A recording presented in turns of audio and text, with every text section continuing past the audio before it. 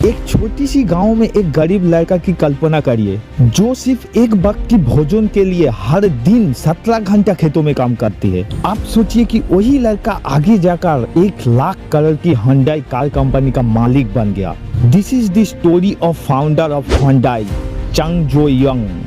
चंग जो यंग का जन्म 1950 में कोरिया की एक छोटी सी गांव में हुआ था। उसकी चाहत एक स्कूल टीचर बनने की थी, लेकिन उनकी परिवार इतना गरीब थी कि वो ज्यादा पढ़ाई नहीं कर पाई। बचपन में उन्हें अपने परिवार के साथ खेतों में काम करना पड़ती थी, लेकिन इतने मेहनत करने के बाद भी कभी कभी एक दूसरे को खाना भी नहीं खिला पाता था। उचित के बारे में तो भूल ही जाओ। चांग को लकड़ी बेचने के लिए पास की शहर में जाना पड़ता था। वहाँ उसे देखा कि लोगों के पास पूरी दिन खेतों में मेहनत किए बिना ही उनके पास पर्याप्त भोजन और कपड़ा था।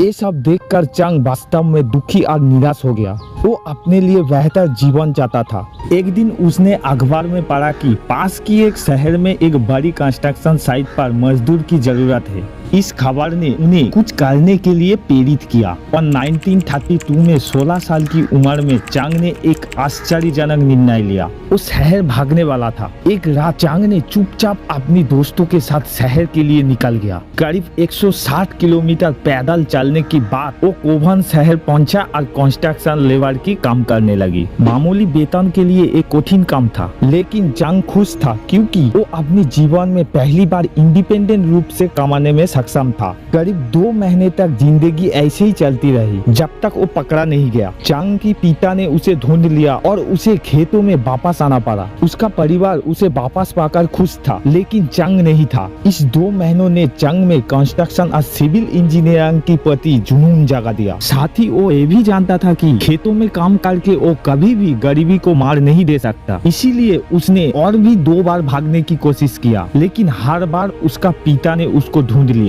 आखिरकार 1934 में 18 साल की उम्र में उन्हें चौथी बार भागने की प्रयास किया। इस बार किसी ने उन्हें नहीं रुका। वो सियाल पहुंची, जो आज दक्षिण कोरिया की राजधानी है। वहाँ उन्हें जो भी काम मिला वही किया। पहले एक कंस्ट्रक्शन वर्कर, फिर एक फैक्ट्री वर्कर और अंत में उन्हें बुकिंग राइस स्टोर में एक डिलीवरी बॉय की नौकरी मिल गई। कस्टमर और दुकान की मालिक उसका काम से इतना प्रभावित हुआ कि केवल 4 महीने में वो स्टोर की मैनेजर बन गया। इसके बाद चांग ने दुकान को आगे बढ़ाने के लिए बहुत मेहनत की। 1937 में स्टोर की मालिक गंभीर रूप से बीमार पड़ गया और उसने एक आश्चर्यजनक निर्णय लिया। चांग की मेहनत की बदौलत उन्होंने स्टोर को उसे सौंप दिया। 22 साल की उम्र में चांग की कर्मचारी से बिजनेस की मालिक बन गया। अगले 2 वर्षों में चांग ने और भी बहुत मेहनत की, बाजार में विश्वास और प्रतिष्ठा बनाई, जिससे उन्हें व्यवसाय बढ़ाने में बहुत मदद मिली।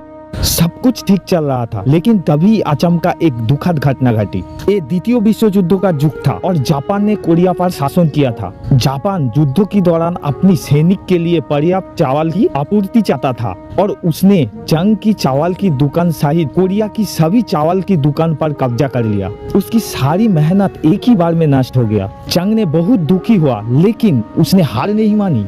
अगर मैंने जो भी काम कर रहा हूँ उसमें अपनी दिल और आस्था ईमानदारी से लगाऊं तो मैं निश्चित रूप से सफल होंगे। इसी सोच के साथ उन्होंने एक ऐसे बिजनेस की तलाश शुरू की जिस पर जापानी सरकार की नियंत्रण ना हो। जल्दी ही उन्होंने कार मरम्मत बिजनेस पर ध्यान केंद्रित करने शुरू कर दी। 1940 में उन्होंने 3000 वॉन की ऋण लिया और एक सर्विस गैरेज खोला, लेकिन इस बार भी इतना दुर्भाग्यशाली रहा कि गैरेज खोलने की 1 महीने के बाद ही जल गया और सब कुछ जलकर राख हो गया। चांग का स्थिति बहुत खराब थी। उसे अपनी ऋण चुकाना था और अपनी ग्राहकों की नुकसान की भरपाई करना था। ऐसी स्थिति में एक सामान्य से व्यक्ति आसानी से हार मान सकता है, लेकिन हमेशा की तरह चांग को सबसे पहले एक समस्या की सामना करना पड़ा। उन्होंने 350 वॉन का और एक ऋण लिया और एक और भी बेहतर गैरेज बनाया। चांग ने महसूस किया कि ग्राहकों के लिए सबसे बड़ी समस्या उनकी कारों की मरम्मत में लगने वाली लंबा समय था। इसीलिए उन्होंने गति को अपना मुख्य फोकस बनाया। जहां उसकी कॉम्पिटिटर को एक निश्चित मरम्मत के लिए 20 दिन लगता था,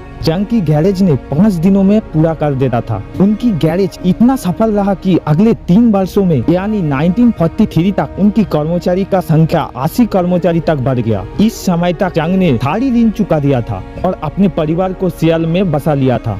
कारोबार तेजी से बढ़ रहा था, लेकिन तभी एक और आफत आ गई। सेकेंड वर्ल्ड वॉर के लिए जापान को युद्ध सामग्री उपकरण बनाने की आवश्यकता थी।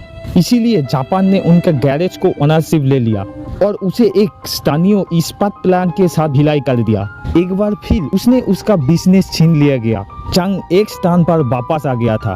उन्होंने अपने परिवार के साथ अपने गांव में लौटने के लिए मजबूर होना पड़ा, लेकिन इस बार उसने 50,000 युआन बचाया था और उन्हें विश्वास था कि वो और एक बिजनेस स्थापित करेगा। सेकेंड वर्ल्ड वॉर की समाप्ति के साथ ही कोरिया में जापान की शासन का भी समाप्त हो गया। कोरिया की उत्तरी एरिया पर सोवियत संघ का प्रभाव था और दक्षिण एरिया पर अमेरिका का। इन दोनों ने सेकेंड वर्ल्ड वॉर में जापान के विरुद्ध युद्ध लड़ा था, इसीलिए कोरिया उत्तर और दक्षिण कोरिया की बीच विभाजन हो गया। चंग 1946 में सियाल वापस आ गया और अपने कार मरम्मत बिजनेस फिर से शुरू किया। धंधा तो पुराना था, लेकिन इस बार नाम अलग था, हुंडई ऑटो सर्विस। हुंडई के मतलब आधुनिक होता है। कार मरम्मत की व्यवसाय अच्छा चल रहा था और तभी चंग ने देखा कि अमेरिका अपनी सैनिक वालों के लिए इमारत की निर्माण कर रहा था। उन्होंने निर्माण व्यवसाय में एक बड़ा अवसर देखा। उन्हें निर्माण की अधिक अनुभव नहीं था, लेकिन उनमें अभी भी निर्माण के प्रति वही जुनून था जो अतीत में एक मजदूर के रूप में काम करने के बाद से उनमें था। इसलिए 1947 में 31 साल की उम्र में उन्होंने हुंडई सिविल वर्क कंपनी बनाई और निर्माण व्यवसाय में प्रवेश किया। शुरू में तो उन्हें कई छोटे छोटे प्रोजेक्ट मिली,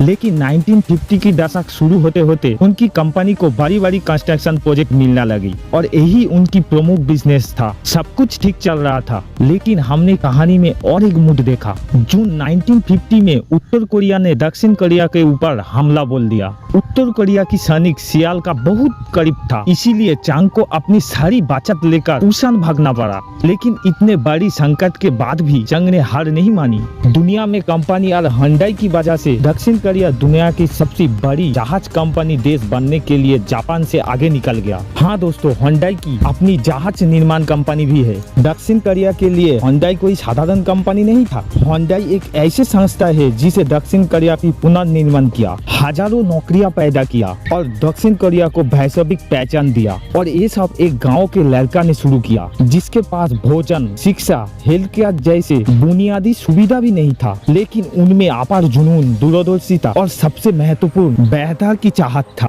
दोस्तों, ताकत का अंदाज लगाया जा सकता है, बट हौसलों का नहीं। इसी बातों से हमारी वीडियो का एंड करते हैं। दोस्तों, आपको ये वीडियो कैसी लगी कमेंट बॉक्स पर जरूर बोलना, और आपको ये वीडियो अच्छा लगा तो वीडियो को लाइक, सब्सक्राइब और बेल आइकन जरूर दबाना आने वाली वीडियो का नोटिफिकेशन पाने के लिए। तब तक के लिए टाटा, जय हिंद।